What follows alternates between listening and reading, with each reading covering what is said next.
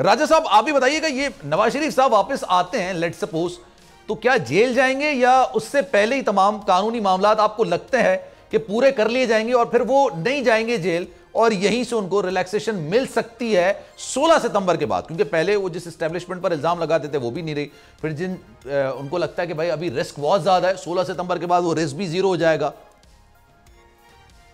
मेरा ख्याल ये है कि उन्हें कोर्ट के सामने आके सरेंडर करना होगा।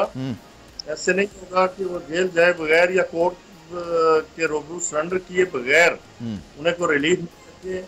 वो कोर्ट के सामने लाजमी सरेंडर करेंगे, चाहे वो प्री अरेस्ट बेल की सूरत में है या फिर अरेस्ट की सूरत में है कि वो गिरफ्तारी देते हैं।